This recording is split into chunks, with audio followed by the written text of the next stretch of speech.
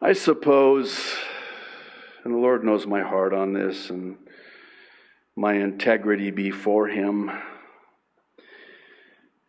but this is probably the right time to go on record with the official position of this church as the pastor of this church, which, as you know, is my profound privilege to be.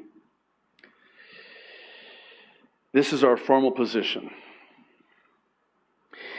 In response to the City and County of Honolulu's Thursday, July 2nd Amendment to Emergency Order Number 2020-18, which requires, quote, all individuals within the city to wear face coverings while outdoors in public spaces when maintaining a physical distance of 6 feet from persons who are not members of the same household or residence is not feasible.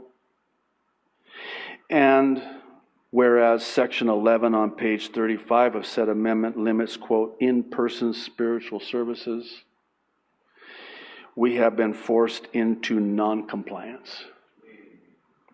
While we certainly wish to obey the laws of the land, as the Apostle Paul exhorts us to do in Romans 13, verses 1 and 2, the City and County of Honolulu has regrettably and unlawfully overreached, and as such, we must posture ourselves as did Peter and the apostles in Acts chapter 5, verse 29, who, after being told that they had strict orders not to teach, proclaim, and worship Jesus Christ, stated, we must obey God rather than man. Moreover, the City and County of Honolulu respectfully, this is not in defiance, respectfully, has exercised unlawful authority, ordering us to disobey the Word of God and the God of the Word.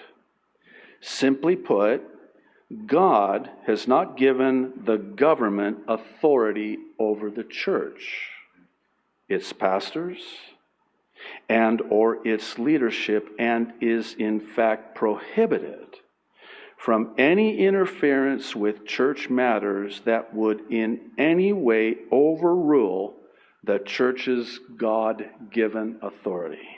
Furthermore, the Church of Jesus Christ is not subject to government officials. Rather, government officials are subject to Jesus Christ. Finally, we will never seek the government's permission to assemble as a church, nor, and this is very important, are we contending for the constitutional right vis-a-vis the First Amendment of the United States Constitution, which states, Congress shall make no law respecting an establishment of religion or prohibiting the free exercise thereof. And here's why. Our religious freedom of worship is a command given by God and not a privilege granted by the state. And that's why we will not ask for said permission. That's our formal position.